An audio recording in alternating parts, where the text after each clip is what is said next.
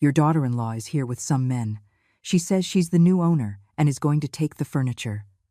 Leo's voice sounded nervous on the phone.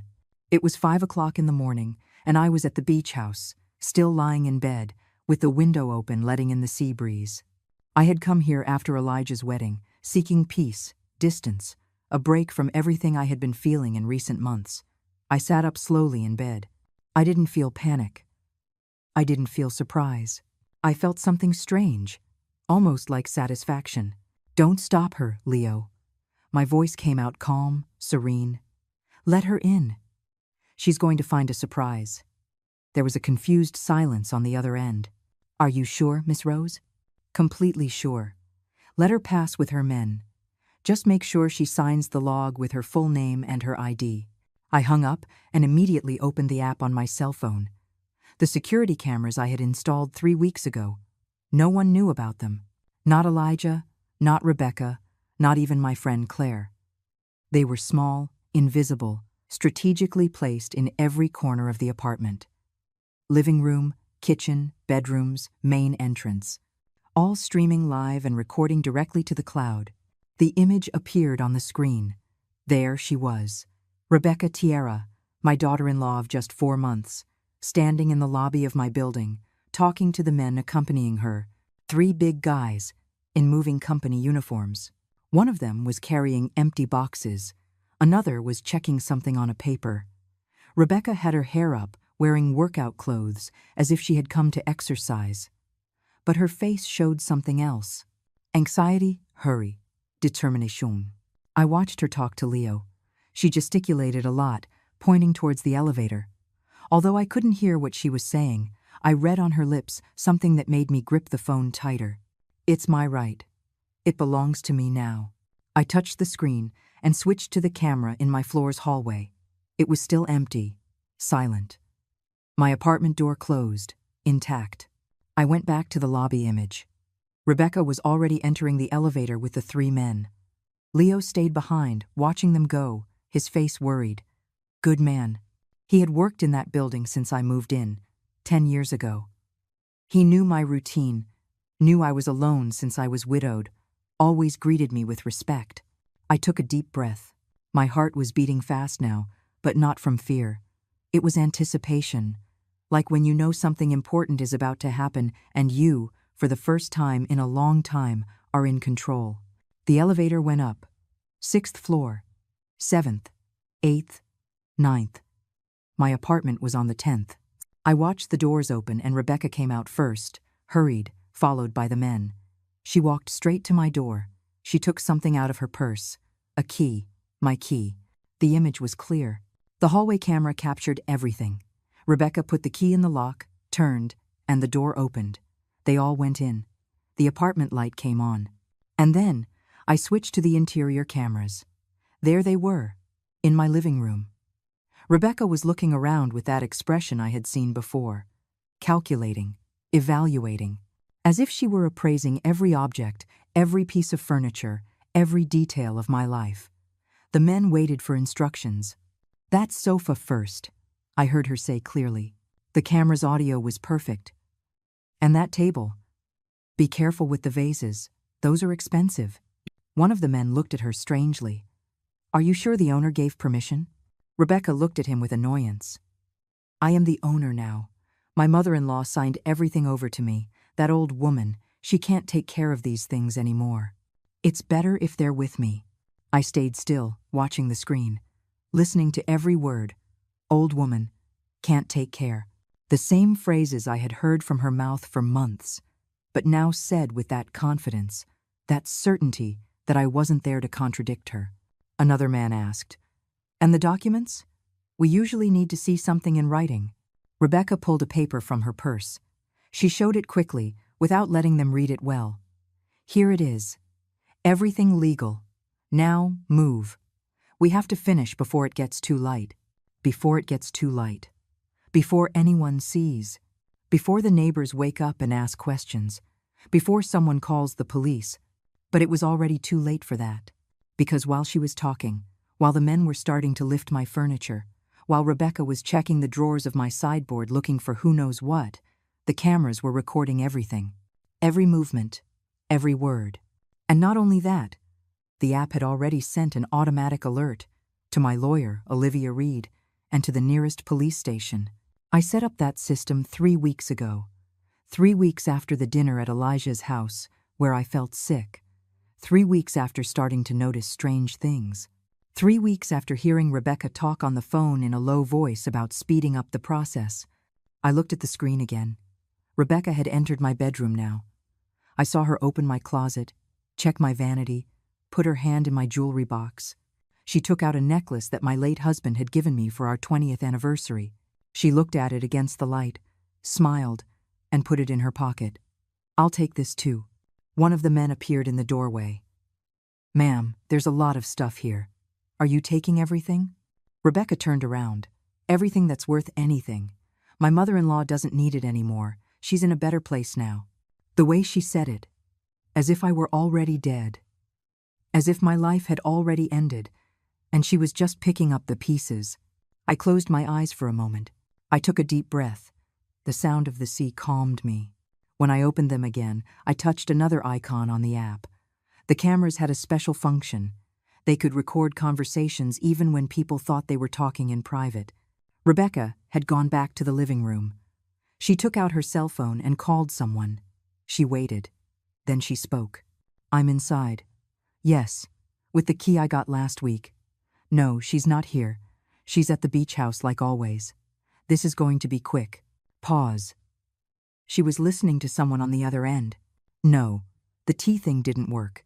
It seems she stopped drinking it, but it doesn't matter anymore. This is enough.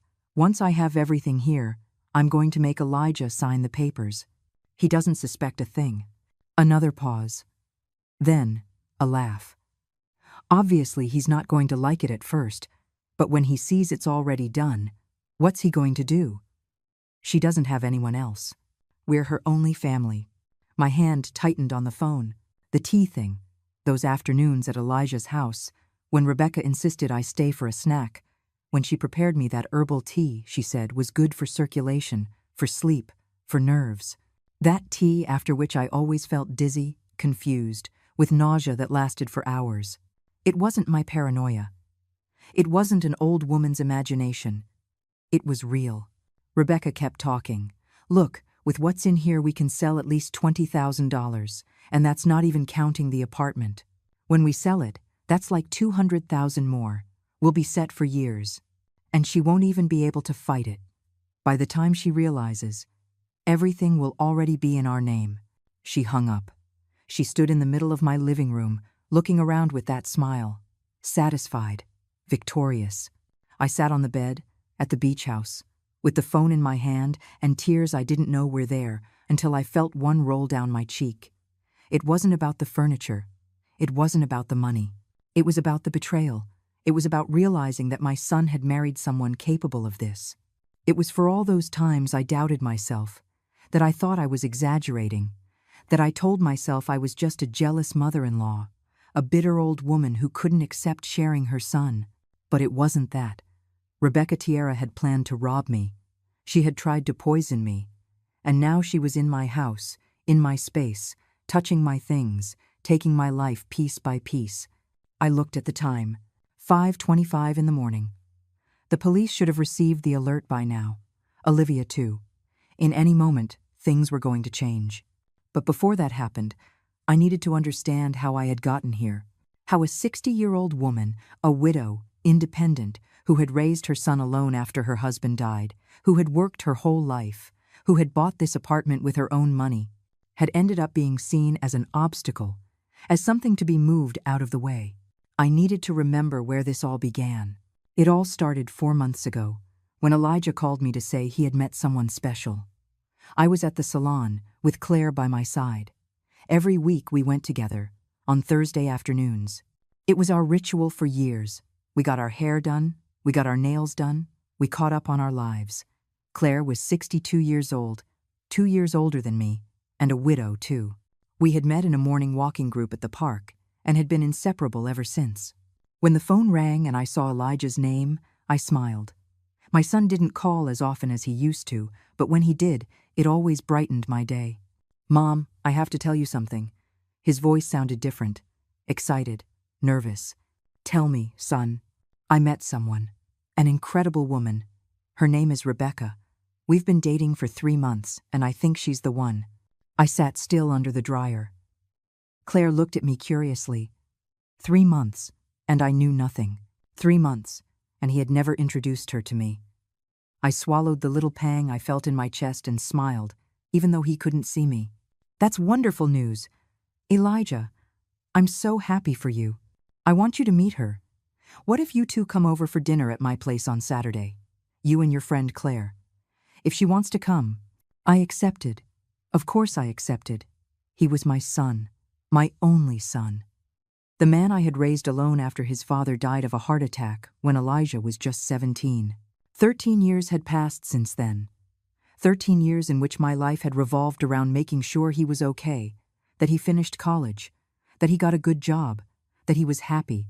Saturday arrived, and I went to his apartment with a bottle of wine and a dessert I had bought at Elijah's favorite bakery.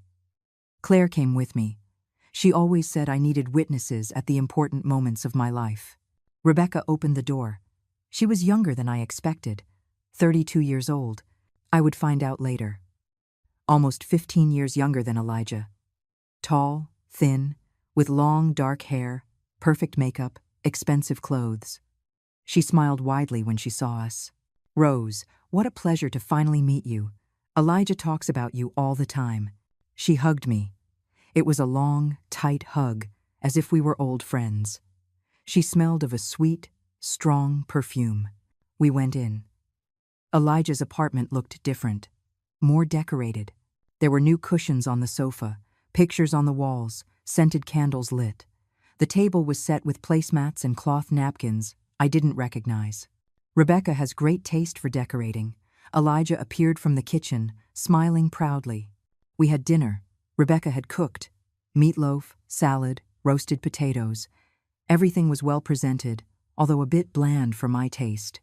But I ate and smiled and said it was delicious because I saw how Elijah looked at her, waiting for my approval. During dinner, Rebecca talked a lot. About her job at an ad agency, about her plans to open her own business someday, about how wonderful Elijah was, about how happy she was to have met him. She asked about my life too. Where I worked, if I was retired, if I lived alone, if I had many friends. "It must be hard to be alone in that big apartment," she said at one point, in a compassionate tone, "especially at your age." At my age, I was 60, not 80. I worked part-time as an accounting consultant, went to the gym 3 times a week, had a group of friends I went out with regularly, drove my own car, paid my own bills, traveled when I wanted. I didn't feel alone. I didn't feel incapable. But the way she said it, as if it were an obvious fact, made me uncomfortable. "I'm fine," I replied simply. "I like my independence." Rebecca smiled. Of course. But still, if you ever need help with anything, Elijah and I are here. We're family now. Family." They had been dating for 3 months, and she was already talking about family. Claire gave me a sideways glance. I knew that look. It was her way of saying, "Be careful." After dinner, Rebecca insisted on making tea. I brought some special herbs. They're great for digestion and for relaxing. She came back from the kitchen with 4 steaming cups. The tea had a strange smell, something between mint and something more bitter that I couldn't identify. I drank a little out of politeness. Claire barely touched hers. Elijah drank his completely, praising the flavor. Rebecca watched us as we drank, smiling. Half an hour later, I started to feel dizzy, a slight dizziness at first, then stronger. The living room seemed to be moving slightly. I told Elijah I'd better go, that I was tired. Claire drove me home in my own car because I didn't feel capable of driving. "I don't like that woman," Claire said when we were in the elevator going up to my apartment. "There's something strange about her. And that tea, did you taste it?" I had noticed it too, but I didn't want to admit it. I didn't want to be that mother-in-law, that woman who never accepts anyone because no one is good enough for her son. In the following weeks, Rebecca started to appear more in my life. Calls to invite me for coffee, text messages asking how I was. Surprise visits to the apartment with Elijah, always friendly, always smiling, always with that tone of concern that seemed genuine, but that made me feel watched. "Are you eating well, Rose? You look a little thin. Are you sleeping enough? You have dark circles. Isn't it a lot for you to live alone on a 10th floor? What if something happens to you and no one finds out?" Each comment was like a drop of water. One alone means nothing, but when they accumulate, they start to make a whole. Elijah changed too. He started repeating Rebecca's same phrases. "Mom, are you sure you're okay? Rebecca says she sees you looking tired. Mom, wouldn't it be easier if you lived in a smaller place? Mom, you should think about the future, about what will happen when you can't take care of yourself anymore." I was 60 years old. I worked. I went out. I traveled. But suddenly they were making me feel as if I were on the verge of incapacity. A month later, Elijah called me with other news. They were getting married. In 3 months. Rebecca had already planned everything. A small, intimate wedding, just close family and a few friends. I, of course, would pay for part of the expenses. I was the mother of the groom. It was my responsibility. I contributed $5,000. Money I had saved for years. Money I had set aside for emergencies or for a special trip. But it was my son's wedding. How was I going to refuse? The wedding was nice. Rebecca wore a stunning white dress that, according to Elijah, had cost $3,000. There were flowers everywhere, live music, expensive food, all very elegant. I smiled in the photos. I hugged my son. I welcomed Rebecca to the family. But during the reception, I heard something that chilled my blood. I was in the bathroom, touching up my makeup, when I heard voices on the other side of the door. It was Rebecca talking to someone. A friend, I assumed. "I'm telling you, this marriage is the best investment I've ever made. Elijah is easy to handle, and the old woman has money. An apartment that's worth like $200,000. Savings. A beach house. And the best part is, she has no one else. Just Elijah. Everything is going to be ours eventually." The other voice laughed. "And what if she doesn't want to? That's why I'm working on it. I already have her half convinced that she's too old to take care of her things. Give it a few more months and she'll be begging us to help her." They left the bathroom. I stayed inside, gripping the sink, trying to breathe. It wasn't my imagination. I wasn't being paranoid. Rebecca Tierra had planned everything from the beginning. That night, at the beach house where I went after the wedding, I made a decision. I was not going to be a victim. I was not going to let them steal what I had built. I was not going to stay silent while they treated me as if I were an obstacle that needed to be moved out of the way. I called Olivia Reed, my lawyer and friend for years. I told her everything, every strange detail, every out-of-place comment, every moment I had felt manipulated. "Rose, you need to protect yourself," she told me, "and you need proof. Because if this becomes a legal issue, your word alone won't be enough. She's going to say you're confused, that you're paranoid, that your age is affecting you." It was Olivia's idea to install the cameras. Small, invisible cameras with high-quality audio, all over my house, connected to an app on my phone, programmed to record everything and send automatic alerts if someone entered without my permission. "If she tries anything, you'll have proof," Olivia said, "and that proof will bury her." I installed the cameras 3 weeks ago. I changed the locks too, but I left an old key hidden where I knew Rebecca would find it. I wanted her to think she still had access. I wanted her to feel secure. And it worked.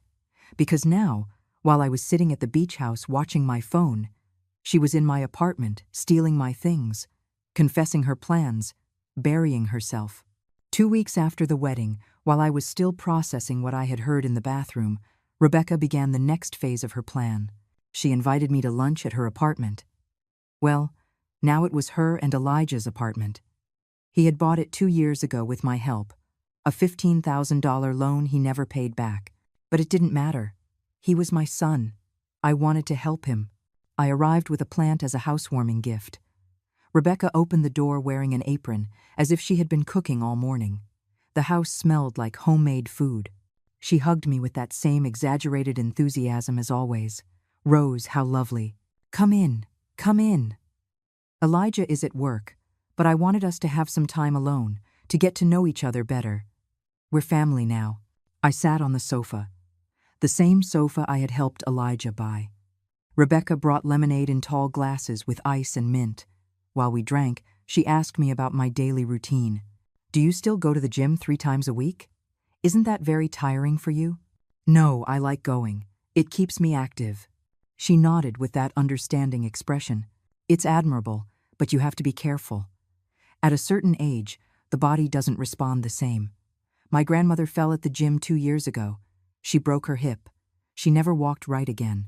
I took another sip of lemonade. It tasted strange, too sweet, with a bitter aftertaste. And that apartment? So big, Rebecca continued. 10 floors up, so many rooms. Don't you feel lonely there? Aren't you afraid something will happen and no one will find out? I have friends who live nearby. Claire stops by often. Yes, but still. A woman your age living alone. Elijah worries a lot about you, you know? He always says it makes him anxious to think about something bad happening to you. My age. Again. As if 60 years was synonymous with incapacity. We had roast chicken with vegetables for lunch. The food was fine, though again a bit bland. Rebecca insisted I eat more, serving me large portions. After lunch, she made that tea again. The same one from the first dinner. The same herbs with that strange smell. It's wonderful for digestion and helps you sleep better. You mentioned you sometimes have insomnia. I had never mentioned that. I slept perfectly well. But she said it with such certainty that for a moment I doubted my own memory. I drank the tea out of politeness. This time the bitter taste was stronger. I forced myself to finish it while Rebecca watched me with that fixed smile. Rose, I want to talk about something important. She leaned forward, as if sharing a secret. Elijah and I have been thinking. You have a lot of properties, a lot of responsibilities. The apartment, the beach house, the bills, the taxes. Wouldn't it be easier if we helped you manage all that? My heart beat faster. I manage my things fine. Of course, I'm not saying you can't, just that sometimes it's good to have help. Someone younger who understands technology, banks, all those modern things. We could make Elijah a co-owner, for example, just for security, so that if anything happens to you, everything is in order. Co-owner. That word hit me like ice water. I don't think that's necessary. Rebecca kept the smile, but something in her eyes changed. Well, think about it. It's just a suggestion. We only want to take care of you. Half an hour later, I started to feel sick again. The same dizziness from the first time. Nausea. The room was moving slightly. I told her I'd better go. Rebecca insisted on calling a cab, saying I wasn't in any condition to drive. She was right. I wasn't. In the cab on the way home, I opened my WhatsApp. I had messages from my gym friends group, photos of Claire in the park, a video of my niece from Spain. Real people, real life, reminding me that I wasn't alone or useless like Rebecca wanted to make me feel. The following days, Rebecca's calls and messages intensified. Good morning, Rose. Good afternoon. How did you sleep? What did you do today? Every message disguised as concern, but which felt like surveillance. Elijah also started asking strange questions. Mom, did you pay the electric bill this month? And the water? Are you sure? As if suddenly I were incapable of remembering to pay my own bills. Bills I had paid for 40 years without a problem. One afternoon, I was in the living room with Claire when Rebecca showed up unannounced. She rang the bell, came up without me giving permission, and arrived at my door with a grocery bag. I brought you a few things. Fruit, bread, milk. I was passing by and thought of you. Claire was sitting in my living room. She looked at Rebecca with that expression I already knew. Distrust. How nice, I said, taking the bag. I hadn't invited her in, but she entered anyway. What a huge apartment. She walked through the living room, looking at everything, touching the furniture. And these paintings. They must be valuable. They were my husband's. Beautiful. It must be hard to keep all this clean. So many rooms, so many things. Haven't you thought about simplifying, selling some things, moving to something smaller, more manageable? Claire stood up. Rose manages her house perfectly. Rebecca looked at her as if she had just noticed her. Of course. I'm just saying that sometimes less is more, especially as one gets older. Getting older. as if I were on the verge of senility. After she left, Claire exploded. That woman is a viper. Don't you see what she's doing? She's undermining you, little by little, making you doubt yourself, preparing the ground for something. I know, I finally admitted. I heard something at her wedding. She married Elijah for the money, for my properties. Claire was silent for a moment. And what are you going to do? I don't know yet, but I need to be smart. If I confront her now, she'll deny everything. She'll say I'm paranoid, that my age is affecting me, and Elijah will believe her. She has him that controlled. I nodded. Since they got married, Elijah is a different person. He repeats everything she says. He looks at me differently, as if I'm a burden. The next day, Rebecca sent another message. We need to talk about something important. Can you come to dinner tonight? I went. Against my better judgment, I went. Because I still had that little sliver of hope that I was wrong, that Rebecca really did care, that my son hadn't traded me for a woman who only saw dollar signs where there should be family. Dinner was tense. Elijah was quiet. Rebecca talked non-stop. After dessert, she pulled out some papers. Rose, we prepared something. She put them on the table. It's a power of attorney. Simple, nothing complicated. Just so Elijah can help you with your bank accounts, with the payments, with the properties. You just have to sign here. I looked at the papers. My name was written there. Blank spaces for my signature. Legal words I barely understood. I'm not signing anything without my lawyer reviewing it first. Rebecca's face hardened for a fraction of a second. Then the smile returned. Of course, it's smart to be careful, but this is just to make things easier for you. So you don't have to worry about anything. I'm not worried. I manage my things fine. Mom, Elijah finally spoke. His voice sounded tired. We're just trying to help you. Why are you making it so difficult? Why was I making it difficult? As if taking care of my own things was an act of stubbornness and not common sense. I stood up. I'm going. Rebecca stood up too. It's okay. Take the papers. Think about it. But really, Rose, this is for your own good. We just want to protect you. Protect me. That word haunted me all the way home.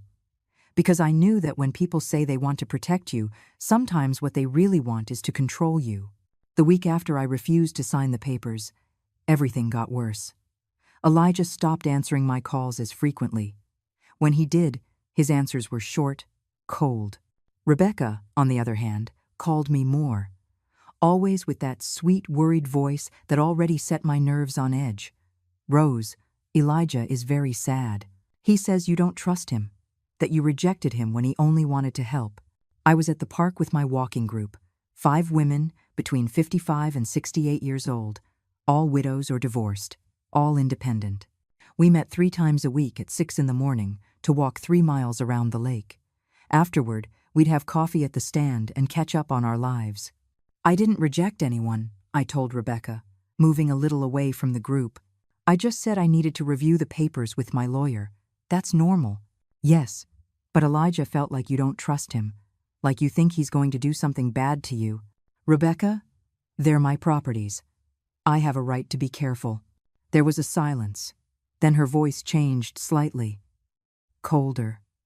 Of course. You're right. Well, I hope your lawyer tells you everything is in order. We just want what's best for you, even if you don't see it that way. She hung up. I went back to my friends. Sharon Davis, the oldest of the group, looked at me with concern. Everything okay? My daughter-in-law. Ah, Sharon knew the story. They all did.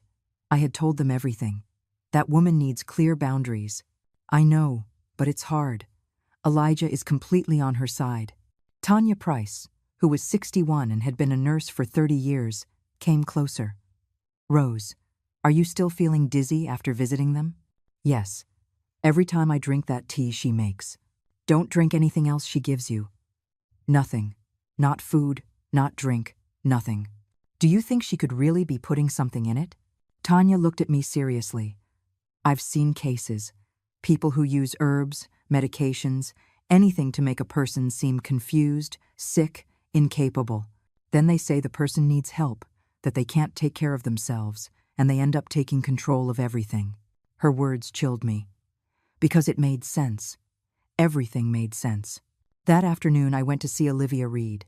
Her office was downtown, in an old but well-maintained building. Olivia was 65. With completely white hair, she wore short, thick glasses and a brilliant legal mind. She had been my lawyer since my husband died. I showed her the papers Rebecca had wanted me to sign. Olivia read them in silence. Her expression grew more and more serious. Finally, she put them down on her desk and looked at me.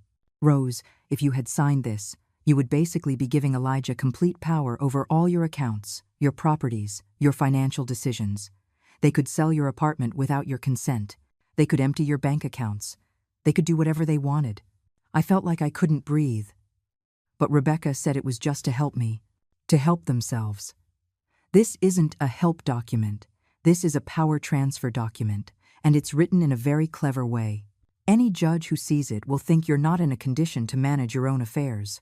What do I do? Olivia leaned back in her chair. First, never sign anything without consulting me. Second, we need to protect you legally.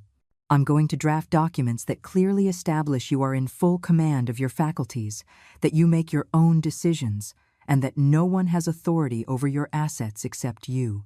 Third, and this is important, you need proof of what's happening. What kind of proof? Recordings, messages, anything that shows they are manipulating you. Because if this goes to court, and I suspect it might, your word alone won't be enough. They'll say you're confused, that your age is affecting you, that you need help. They'll paint you as a senile old woman who doesn't know what she's doing. That word old, as if being 60 automatically made me invalid. What if I install cameras in my apartment? Olivia raised an eyebrow. Cameras?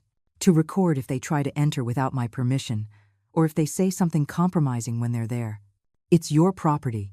You have every right to install security cameras, and yes, they could be useful as evidence. I left her office with a plan. That same afternoon, I searched online. I found small wireless cameras with high-definition audio. They connected to an app on the phone. They recorded automatically when they detected motion. They saved everything to the cloud. A package of 6 cameras cost $800. I bought them without a second thought. They arrived 3 days later.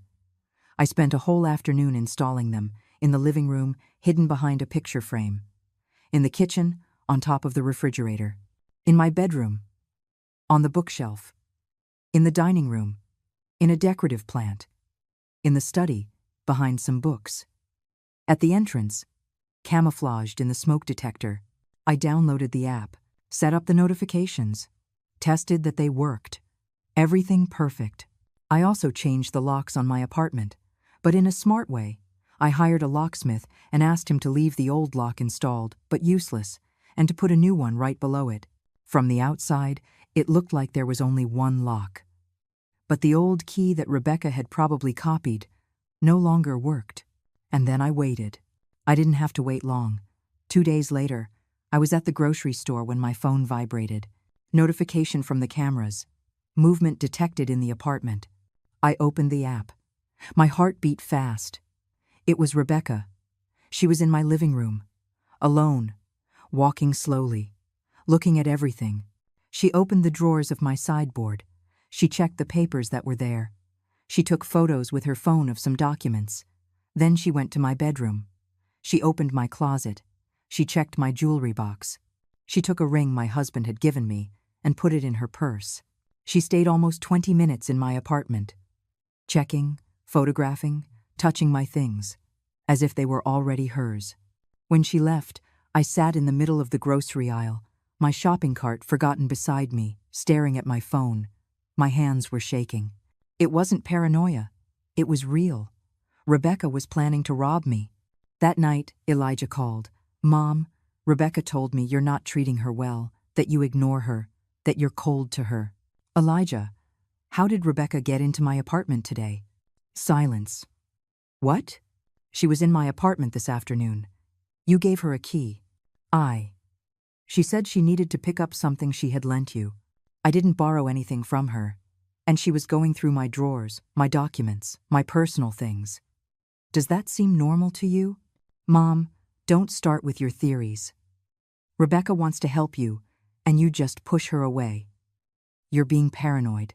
Paranoid. That word again. Elijah, I have cameras. I recorded her, going through my things, taking photos of my documents, stealing a ring. Another silence. Longer. Cameras? Since when do you have cameras? Since I started to suspect something wasn't right. This is ridiculous. You're spying on your own family. Mom, I think you need help. Professional help. Maybe talk to a doctor about this. A doctor. They wanted to declare me incompetent, mentally ill, convenient. I don't need a doctor. Elijah, I need you to understand that your wife is not who you think she is. I'm not going to listen to this. Rebecca is my wife, and if you can't accept her, then maybe we need to take some distance. He hung up. I was left with the phone in my hand, in my empty apartment, feeling like everything was collapsing. My only son had just chosen a woman he'd known for months over the mother who had raised him alone for 13 years. But I wasn't going to give up. I called Olivia. I told her everything. I sent her the camera videos. This is perfect, she said. We have evidence of breaking and entering, and if she stole something, it's theft too. Rose, you've got her. And now what?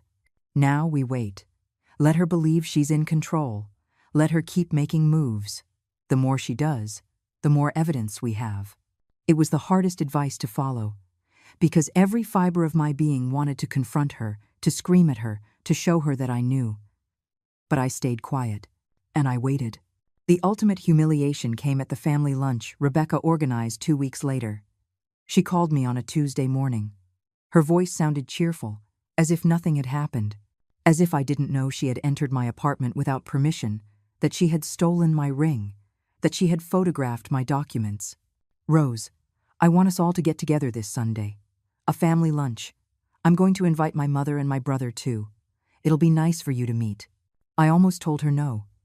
But then I remembered Olivia's words. Let her believe she's in control. The more she does, the more evidence we have. All right, I'll be there. Perfect. And Rose, please bring the documents for the beach house. Elijah and I want to help you organize the tax papers. You know, those things get complicated at a certain age. At a certain age. Every time she said it, it was like a small blow. On Sunday, I arrived at her apartment at noon. I rang the bell and Rebecca opened. She was wearing an elegant dress, perfect makeup, a radiant smile. Rose, so good to see you. Come in, come in. In the living room were Elijah, an older woman I assumed was Rebecca's mother, and a young man in his 30s who must have been the brother. There was also another couple I didn't know. They are Raymond and Helen Ortega, my aunt and uncle, Rebecca said. I sat on the sofa. Rebecca's mother looked me up and down with an expression I couldn't decipher. The brother didn't even greet me, just nodded while checking his phone. Rebecca brought wine. I politely declined and asked for water. I wasn't going to drink anything she gave me. I had learned that lesson. During lunch, Rebecca dominated the conversation. She talked about her business plans, about how well Elijah was doing at work, about how happy they were together. I ate in silence, answering only when asked something directly.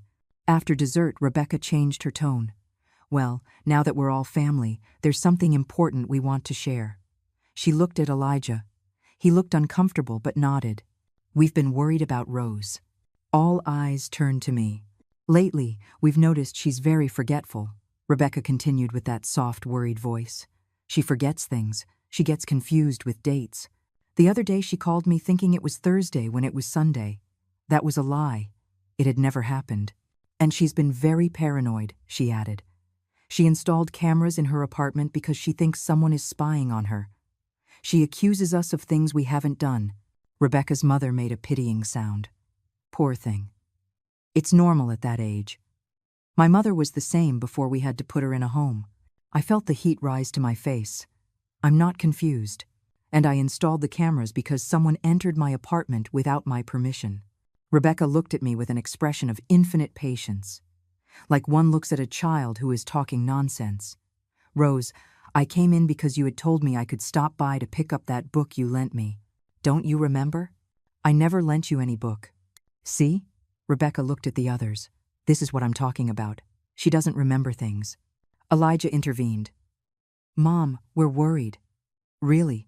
Living alone in that big apartment isn't safe for you anymore. You've had falls. I have never fallen. You fell in the bathroom 2 weeks ago. You told me on the phone. That also wasn't true. I had never said that. Rebecca's brother spoke for the first time. Look, ma'am, I know it's hard to accept, but my grandmother was the same. She started by denying anything was wrong, and she ended up lost in the street, not remembering her address. I stood up. I'm not going to stay here and listen to this. Rebecca stood up too. Rose, please sit down. This is important. We love you. We want to help you. That's why we prepared a solution. She pulled some papers from a folder that was on the table. Different papers from the first time. We spoke with a lawyer. This is a voluntary guardianship. Basically, you agree that you need help managing your affairs and you authorize us to do it for you. It's for the best. That way, you can continue to live peacefully without worrying about anything. I looked at the papers. Then I looked at Elijah. My son, the man I had raised, wouldn't meet my eyes. I'm not signing that. Rebecca's mask fell for a second. I saw pure rage in her eyes. But she quickly composed herself. Rose, if you don't sign voluntarily, we'll have to start a legal process. We have witnesses. She pointed to everyone in the room. Everyone here can confirm that you're not well, that you're confused, that you need help. A judge will order a psychological evaluation, and when that evaluation shows you can't take care of yourself, they'll assign you a guardian anyway. It's better if it's family, don't you think? It was a trap. A perfect trap. If I signed, I lost everything. If I didn't sign, they would force me legally, and they had witnesses willing to lie for her. I felt something break inside me. It wasn't fear. It wasn't sadness. It was a cold, absolute clarity. I need to go to the bathroom. Rebecca smiled. Of course. It's the first door on the left. I went to the bathroom. I locked the door. I took out my phone. I texted Olivia, my real lawyer. They're trying to force me to sign a guardianship. They have false witnesses. I need help. Her response came in seconds. Don't sign anything. Get out of there. I'm starting legal action immediately. We have the recordings. This is coercion. I took a deep breath. I splashed water on my face. I looked at myself in the mirror. I saw a 60-year-old woman. Tired, yes. Scared, too, but not defeated. I left the bathroom. Everyone was waiting for me in silence. I'm not signing, I said in a clear voice. And if you try to force me, my lawyer will take legal action against all of you for coercion and fraud. Rebecca stood up. Fraud? How dare you? I know exactly what you're doing. I know you entered my apartment without permission. I know you stole my ring. I know you've been making things up about me to make it seem like I'm incapacitated. And I have proof of everything. The room fell into absolute silence. Elijah finally looked at me. Mom, what are you talking about? Ask your wife about the gold ring she took from my jewelry box 2 weeks ago. Ask her about the photos she took of my documents. Ask her about her phone conversations where she talks about my apartment as if it's already hers. Rebecca laughed, a nervous laugh. This is ridiculous. Elijah, do you see what I'm talking about? She's delusional. I have recordings, I said simply. Cameras with audio, all over my apartment, recording every time someone enters, saving everything to the cloud. And my lawyer has copies of everything. I turned to Elijah. Son, I love you, but your wife married you for money, for my properties. And she has been trying to make me seem incapable so she can take it all. That's not true. Rebecca's voice was sharp now. Elijah, don't believe her. She's sick. She's seeing things that don't exist. But Elijah was looking at me differently now, as if he were finally seeing something that had been there all along. I grabbed my purse. I'm leaving. And the next time someone enters my apartment without my permission, I'll call the police. I left. No one stopped me. In the elevator, going down, my hands were shaking. I had broken the silence. I had shown my cards. But I had no other choice. Outside, in my car, I sat for a long time. The phone rang. It was Claire. How was lunch? Horrible. I'll tell you later. Are you okay? No. I wasn't okay, but I was going to be. I'm going to be. I drove to the beach house. I needed to be away. I needed to think. I needed to prepare for what was coming, because now Rebecca knew that I knew. And desperate people do desperate things. That same night, from the beach house, I called Olivia. I need to protect myself, legally. Now. We met the next day. She came all the way to the beach with a folder full of documents. We sat on the terrace with the sound of the waves in the background as she explained every step we were going to take. First, we're going to get a full psychological evaluation with a certified professional to prove you're in full command of your mental faculties, that there's no dementia, no confusion, nothing to justify a guardianship. I nodded. How long does that take? A week. Maybe 2. It's several sessions, cognitive tests, interviews. But it's essential because when Rebecca tries to say you're incapacitated, we'll have recent medical evidence that contradicts it. What else? We're going to update your will, and we're going to put in very specific clauses that no property can be sold or transferred without your express authorization before a notary, that any change requires the approval of 2 independent witnesses. Basically, we're going to armor plate everything. I took mental note of everything. You also need to change your bank accounts. Open new accounts at another bank. Transfer your money there. Accounts that only you have access to. Don't even tell Elijah they exist. And the beach house? That's just in your name, right? Yes. I bought it 5 years ago with money from my job. Good. We're going to make sure that's very clear in all the records. And we're going to install cameras here too. If Rebecca tries to get in, we'll know. I spent the next few days executing the plan. I went to a forensic psychologist Olivia recommended. Dr. Julian Hayes, a 50-year-old man with 30 years of experience evaluating mental capacity. He gave me memory tests, reasoning tests, temporal and spatial orientation tests. He asked me about my life, my routines, my financial decisions. It was exhaustive. But when we finished, he gave me his verdict. Mrs. Rose, you are perfectly competent. There are no signs of cognitive decline, no confusion. There is nothing to justify someone else making decisions for you. I will write up a full report, and if necessary, I will testify before a judge. I left his office with a feeling of relief mixed with anger. Relief because I had confirmation. Anger because I needed that confirmation in the first place. Because my own family had made me doubt my sanity. I opened new bank accounts. At a different bank, in another part of the city, I transferred my savings, $53,000 that I had accumulated over years, money that represented my security, my independence, my future. I updated my will. The new clauses were clear. If anything happened to me, the apartment and the beach house would be sold and the money would go to a foundation helping elderly women. Nothing for Elijah, as long as he was married to Rebecca. Olivia was named the executor. It's drastic, I admitted as I signed, but I can't take the risk. It's smart, Olivia said. And you can change it later if things get better. But for now, you're protected. I installed more cameras at the beach house. Reinforced the locks. I left clear instructions with the neighbors that no one was to enter without my direct authorization. During those days, Elijah called me several times. I didn't answer. I wasn't ready. I needed to have everything in order first. Rebecca called too. She left voicemails. At first, she sounded worried. Sweet. Rose, please answer. We're worried. What happened on Sunday was a misunderstanding. Then the messages changed tone. You can't hide forever. We need to resolve this. And finally, barely veiled threats. If you don't talk to us, we're going to have to take legal action. For your own good. I saved every message, every recording. Everything was evidence. A week later, I returned to the city. I had a meeting with Olivia at her office. When I arrived, she had a grave expression. Rose, Rebecca, and Elijah have started legal proceedings. They're requesting an evaluation of your mental capacity. They're alleging you're a danger to yourself. I felt a pit in my stomach. They can do that? They can try. But we're prepared.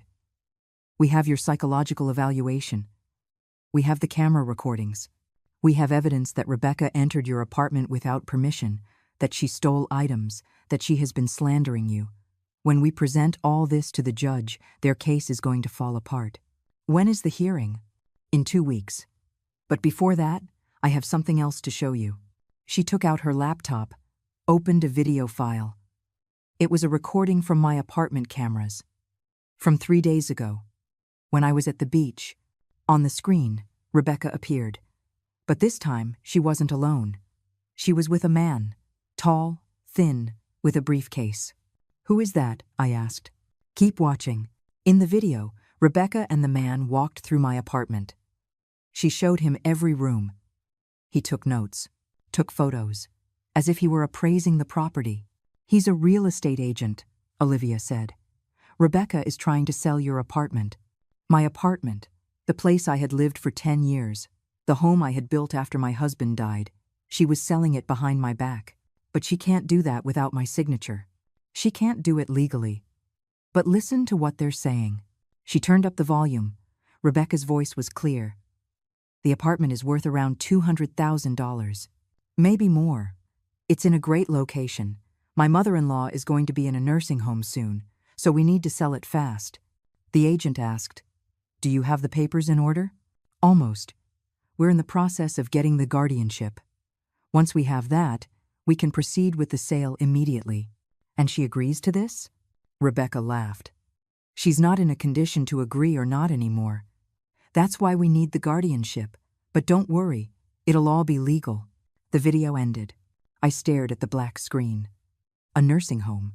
They wanted to put me in a nursing home, sell my apartment, take my money, erase me from my own life. "There's more," Olivia said. She opened another file. This time, it was an audio recording. A phone call. Rebecca's voice speaking to someone. "I already found the perfect nursing home. It costs $1,000 a month. With the money from the apartment sale, we can pay for years. And in the meantime, we get to keep the beach house. We can use it or sell it too. That's another $100,000, easy." The other voice, which sounded like her brother's, asked, "And what if she resists?" "She can't resist. Once we have the guardianship, she has no say. And if she makes a fuss, it just confirms she's crazy. It's perfect." I closed my eyes. The pain in my chest was physical, real, as if something had broken inside. "When did you record this?" I asked. 2 days ago. The cameras caught her call when she was in your living room, talking calmly about how they're going to dispose of your life. I opened my eyes. The sadness was turning into something else, something cold and hard. "What else did the cameras catch?" Olivia looked at me seriously. "There's something else. And it's bad." She opened a third video, dated 1 week ago. Rebecca was in my kitchen, alone. She opened the cabinet where I kept my spices. She took a small vial from her purse. She emptied it into my sugar container. Then she mixed it with a spoon. She put the empty vial back in her purse, and she left. "What was that?" My voice sounded strange, distant. "We don't know. But we need to find out. Do you still have that sugar?" "I haven't been in the apartment for a week." "Good. We're going to go now. We're going to take a sample, and we're going to have it analyzed at a lab." We went immediately. We entered my apartment with gloves. Olivia took out a sealed bag. She opened the sugar container. With a clean spoon, she took a sample. She sealed it. "I'm taking this to a private lab. We'll know what it is in 48 hours. Those 48 hours were the longest of my life. I couldn't sleep. I couldn't eat. I just thought about that vial, about Rebecca mixing something in my sugar, about all the times I had coffee with sugar in the past few weeks, about the dizziness, the confusion. When Olivia called with the results, I already knew they would be bad. It was a sedative, benzodiazepines in high doses, enough to cause disorientation, dizziness, short-term memory problems. If you had kept consuming it, it would have eventually caused symptoms that looked just like dementia. I sat down slowly. She was poisoning me. Yes, and we have the video evidence. Rose, this isn't just financial manipulation anymore. This is attempted physical harm. This is criminal. 2 days after discovering the poison, I was at the beach house when the alert came. 5 o'clock in the morning. The phone vibrated against the table. Leo, the security guard. Your daughter-in-law is here with some men. She says she's the new owner and is going to take the furniture. I opened the camera app. There she was. Rebecca Tierra, standing in my building's lobby with 3 big men, moving company uniforms, and a truck parked outside. Don't stop him, Leo. Let her in. She's going to find a surprise. I hung up and immediately called Olivia. She answered on the second ring, her voice alert. Rose, what's wrong? Rebecca is in my building. She's here to take my furniture. With men and a truck. Perfect. Don't do anything. The cameras are recording everything. I'm calling the police right now. Give me your apartment address. Breaking and entering in progress. What if they take something before they arrive? Even better. More charges. Just stay calm. This is exactly what we needed. She hung up. I sat on the bed, my heart pounding, watching my phone screen. I watched as Rebecca talked to Leo. How he, following my instructions, asked her to sign the log with her full name and ID. How she did it without hesitation, convinced she had every right. I watched them get in the elevator. Go up, floor by floor. Arrive at the 10th. Walk down the hallway to my door. Rebecca took a key from her purse, the old key, which no longer worked. She put it in the lock, turned. It didn't work. She tried again. Nothing. I saw her curse. One of the men asked something. She checked her purse, took out another key, probably a copy she had made. It didn't work either. Wait here, she told the men. She took out her phone, called someone. From the movement of her lips, I could read her saying Elijah's name. She waited. The call went to voicemail. She called again. Same thing. I saw her take a deep breath, put the phone away, stare at the door with determination. Then she bent down and took something else from her purse. A thin card. She tried to jimmy the lock. This is illegal, one of the men said. Ma'am, if you don't have a key, we can't go in. I have a right to be in here. This is my property now. My mother-in-law signed it over. Do you have papers to prove it? Rebecca pulled a crumpled paper from her purse. She flashed it at them. Here. Power of attorney. All legal. The man looked at it more closely. This isn't signed by the owner. Yes, it is. Her signature is right there. Ma'am, I've been in the moving business for 15 years. I know a fake signature when I see one. This isn't real. Rebecca snatched the paper back. Look, I'll pay you double if you help me get in. I just need to get a few things. Quickly. The men looked at each other. One of them shook his head. No. This isn't right. We're leaving. I'll pay you $3,000. In cash. Right now. $3,000. To help her rob me. The men hesitated. But finally, 2 of them nodded. The third one stepped back. I don't want any trouble. He walked toward the elevator. Rebecca and the 2 remaining men began to force the door. One of them took out a tool. He started working on the lock. My phone vibrated. A text from Olivia. Police are on the way. ETA 5 minutes. 5 minutes. In 5 minutes, everything would change. The door gave way. It opened. Rebecca went in first. She turned on the lights, and the 2 men followed her. That sofa first, Rebecca ordered, pointing to my leather sofa I had bought 3 years ago. And that table. Those vases. Everything that's worth anything. The men started to work. They lifted the sofa, moved it toward the door. The cameras captured every movement from 3 different angles. Rebecca went to my bedroom. I watched her open my closet, check my jewelry box again. She took more things. Necklaces, bracelets, earrings. All gifts from my late husband. All with more sentimental than monetary value. But to her, they were just objects to sell. She went back to the living room, took out her phone, made another call. Yeah, I'm inside. I had to force the door, but I'm in. We're taking things out now. Pause. She was listening. No, she's not here. She's at the beach. By the time she finds out, we'll have everything sold. Another pause. Then a laugh. I told you this would work. The old woman is too stupid to protect herself properly. The old woman. Stupid. She kept talking. With what's in here, we can easily make 20,000, and that's not counting what comes next. Once the judge approves the guardianship, we'll have access to everything. The apartment, the beach house, the bank accounts, everything. The person on the other end said something. Rebecca laughed again. What's she going to do? Call the police? She has no proof of anything. And if she does, it'll just confirm that she's crazy. Paranoid. Exactly what we need for the incapacity case. A long pause. Then her voice changed. It became colder. Look, I already tried with the tea, but she stopped drinking it. And then I tried with the sugar. I put in enough sedative to keep her confused for weeks. But that didn't work either because she's barely been in the apartment. So we have to do this by force. Take what we can now and fight for the rest later. My hand tightened on the phone. She was confessing. Everything. Poisoning. Theft. Conspiracy. And the cameras were recording every word. One of the men appeared at the entrance. Ma'am, this is taking too long. Someone could call the police. Relax. No one's going to call. Just get what's left and let's go. But then I heard something else. Sirens. Distant at first, then closer. The cameras didn't have exterior audio, but I could see Rebecca tense up, how she went to the window, how she looked down and her face went pale. No, no, no, no. She ran to the men. Leave everything. Let's go. Now. But it was too late.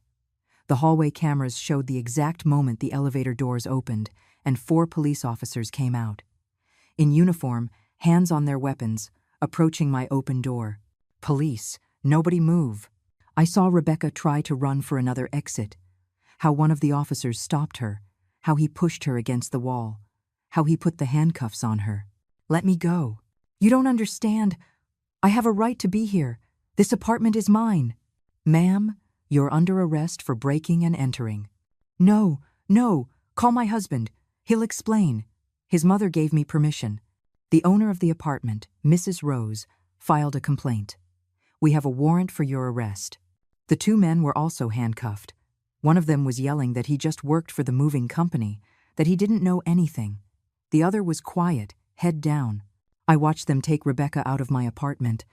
How she screamed, fought, insisted on her innocence.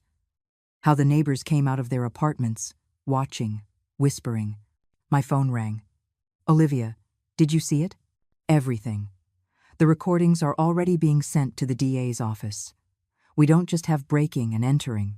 We have attempted theft, document forgery, and most importantly, we have her confession about the poisoning. Rose, this is a solid criminal case. I was silent for a moment. Processing. After months of manipulation, of feeling invisible, of doubting myself, there was finally justice. And now what? Now Rebecca is going to spend the night at the police station. Tomorrow she has a bail hearing. We're going to present all the evidence. The recordings, the lab analysis of the sugar, everything. The DA is going to ask for her to be denied bail because she's a danger. And Elijah? Olivia sighed. That's the hard part. Elijah doesn't appear in any of the recordings doing anything illegal. Rebecca acted alone. We can prove she planned everything, that she entered without permission, that she poisoned the sugar. But Elijah, we don't have proof that he knew. He had to have known. Maybe, but legally, we need proof. And for now, we don't have it. I hung up. I sat on the bed, watching the sunrise through the window. The sky was painting itself orange and pink. The sea was calm. My phone vibrated again. A message. From Elijah. Mom, please. I need to talk to you. Rebecca's been arrested. I don't understand what's happening. Please call me. I looked at the message for a long time. My son. The man I had raised. The man who had chosen a criminal over his own mother. I didn't answer. Not yet.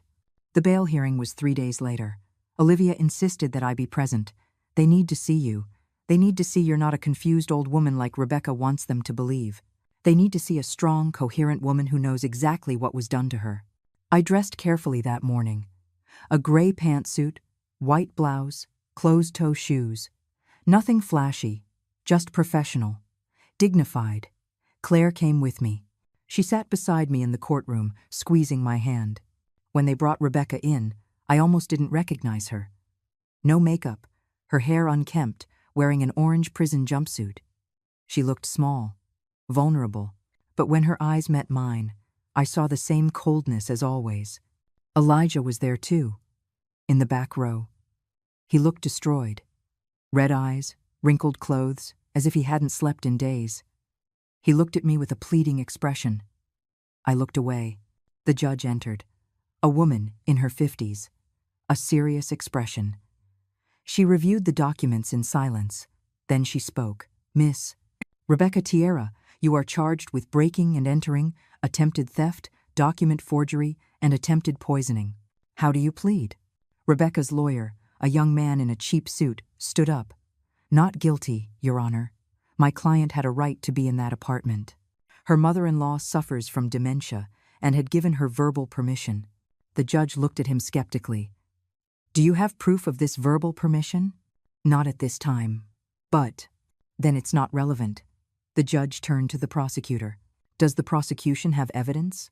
The prosecutor, an older man with years of experience, stood up. Yes, Your Honor. We have video and audio recordings of the defendant entering Mrs. Rose's apartment without authorization. We have recordings of the defendant confessing to adulterating food with sedatives. We have lab analysis confirming the presence of benzodiazepines in the victim's sugar, and we have witnesses who confirm the defendant forced entry with the help of third parties. Rebecca leaned toward her lawyer, whispering furiously. He shook his head. Your Honor. The prosecutor continued. Miss Tierra represents a clear danger to the victim. For months, she has been trying to make her appear mentally incapacitated to take her properties. She went so far as to poison her. If she is granted bail, there is a risk she will try to contact the victim or destroy additional evidence. The judge looked at Rebecca. Anything to add, Miss Tierra? Rebecca stood up. Her voice was trembling. Your Honor, this is a horrible misunderstanding. I love my mother-in-law. Everything I did was to help her. She's confused. She doesn't understand what she's saying. The recordings are quite clear, the judge said dryly. Those recordings are taken out of context. I was joking on the phone. I never poisoned anything. The lab is wrong. The judge reviewed more papers. It says here, you also initiated legal proceedings to obtain guardianship over Mrs. Rose, alleging mental incapacity. Is that correct? Yes, because I was worried about her. Because I love her. But Mrs. Rose voluntarily submitted to a full psychological evaluation with Dr. Julian Hayes, who determined she is in full command of her mental faculties. No signs of dementia, no signs of confusion. How do you explain that? Rebecca stammered. The doctor must be mistaken. Or she fooled him. My mother-in-law is very manipulative when she wants to be. To hear that, after everything, calling me manipulative, when she was the one who had planned to rob me, poison me, lock me in a nursing home. The judge closed the folder. I've heard enough. Bail is denied. Miss Tierra will remain in custody until trial. Given the circumstances and the severity of the charges, especially the attempted poisoning, I find that she represents a danger to the victim and to society. Rebecca screamed, No! This isn't fair. Elijah, do something. Elijah stood up. Your Honor, please. My wife wouldn't do this. There has to be a mistake. The judge looked at him. You are the victim's son? Yes.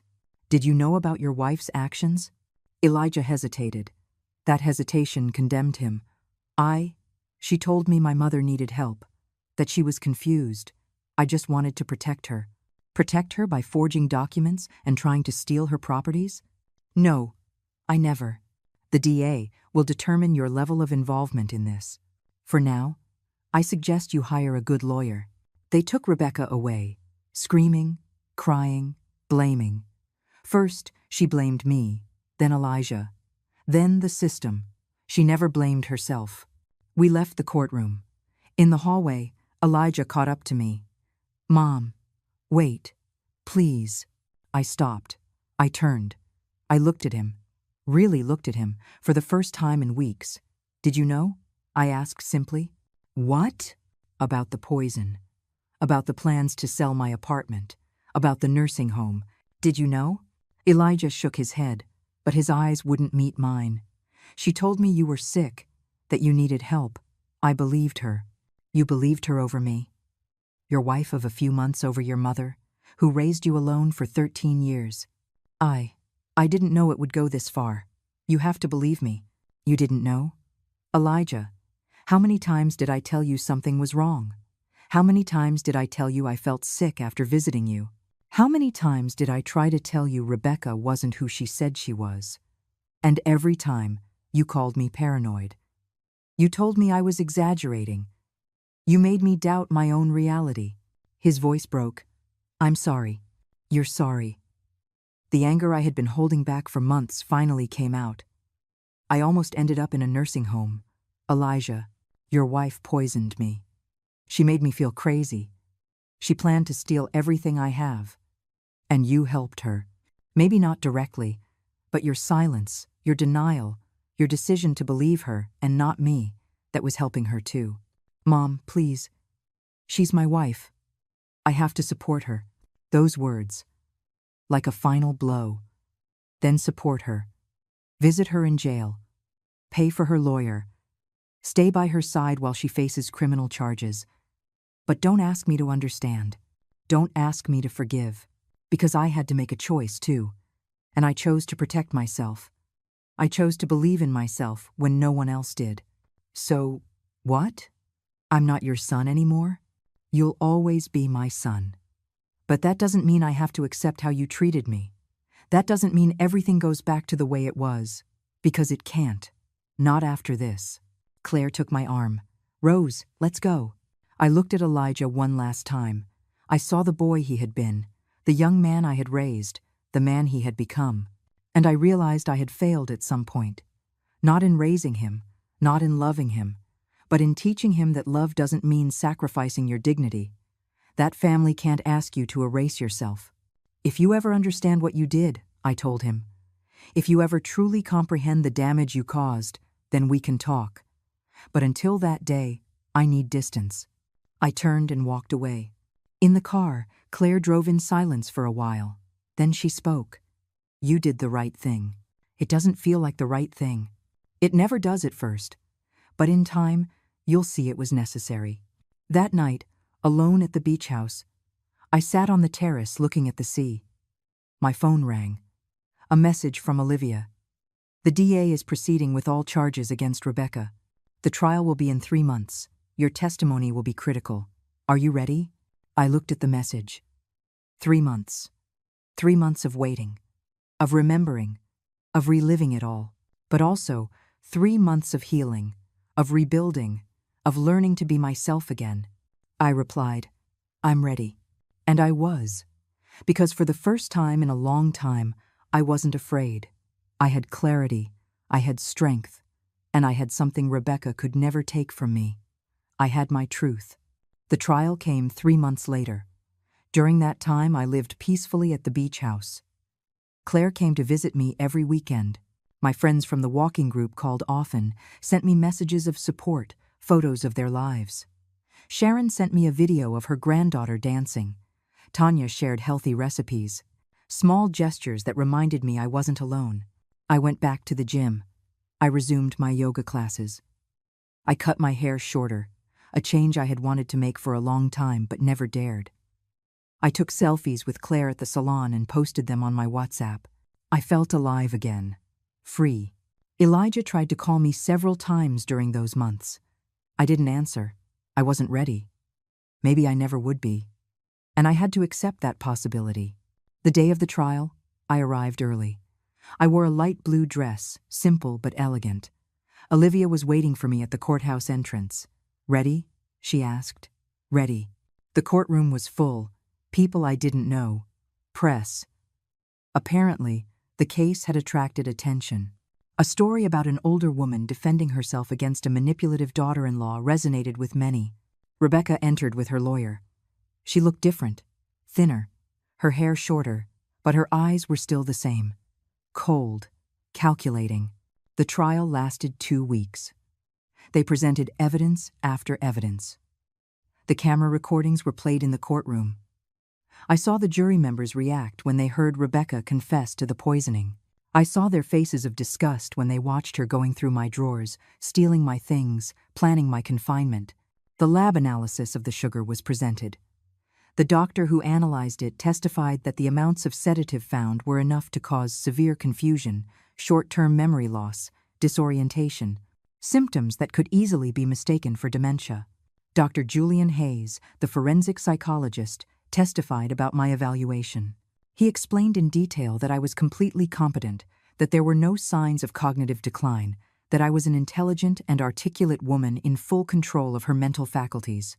Leo, the security guard, testified about the morning Rebecca arrived with the men. He confirmed she had claimed to be the new owner, that she had tried to take my belongings.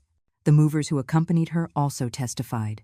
One of them, the one who refused to participate, explained that Rebecca had offered them $3,000 to help her force the entry, that she had shown them false documents. And finally, it was my turn. I took the stand. I swore to tell the truth. I sat in front of a room full of strangers who now knew the most intimate details of my life.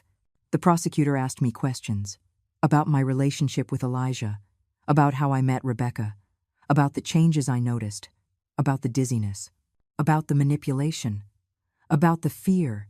I spoke in a clear, firm voice, without crying, without being dramatic, just the truth. She made me doubt myself, I said at one point. She made me feel like I was losing my mind, that my age had made me incapable. And the worst part is, I almost believed her. I almost accepted that maybe I was confused, that maybe I did need someone else to make decisions for me. But then you realized something important? The prosecutor asked. That being 60 years old doesn't make me incompetent. That being a widow doesn't make me vulnerable. That living alone doesn't make me weak. I am a woman who worked her whole life, who raised a son alone, who bought her own properties with her own money, and no one has the right to take that away from me. No one has the right to make me feel less than what I am. I saw several women in the audience nod. I saw tears in some eyes. Rebecca's lawyer tried to discredit me during cross-examination. He asked about my age, about whether I took medication, about whether I sometimes forgot things. But every question had a clear answer. I didn't take medication. I didn't forget things. And my age was not a disease. After 2 weeks, the jury deliberated. 3 hours later, they returned with the verdict. Guilty. On all counts. Rebecca screamed. Her lawyer tried to calm her, but there was nothing to be done. The evidence had been overwhelming. The sentencing came a week later. 5 years in prison for breaking and entering, theft, and document forgery. 3 additional years for attempted poisoning. 8 years in total. When the judge delivered the sentence, I felt something strange. It wasn't joy, it wasn't satisfaction, it was closure. It was the confirmation that my truth mattered, that defending my dignity had been worth it. I left the courthouse with Olivia and Claire. Outside, there were cameras, reporters. Several asked me for statements. Olivia spoke for me, saying we were satisfied with the outcome, that we hoped this case would serve as an example. But one reporter approached me directly. Mrs. Rose, do you have anything to say to other women who might be going through similar situations? I looked at the camera. I thought of all the women who had written to me during the trial. Older women who felt invisible in their own families, who doubted themselves, who accepted mistreatment because they believed it was their duty as mothers, as grandmothers. Yes, I said. If something doesn't feel right, trust your instinct. It doesn't matter how old you are. It doesn't matter if people tell you you're exaggerating or that you're paranoid. You know your life. You know your mind. And you have the right to protect yourself. You have the right to say no. You have the right to set boundaries, even with family, especially with family. That night, at the beach house, I sat on the terrace with a glass of wine. The sea was calm. The sky was full of stars. My phone vibrated. A message from Elijah. Mom, I saw the verdict. You were right about everything.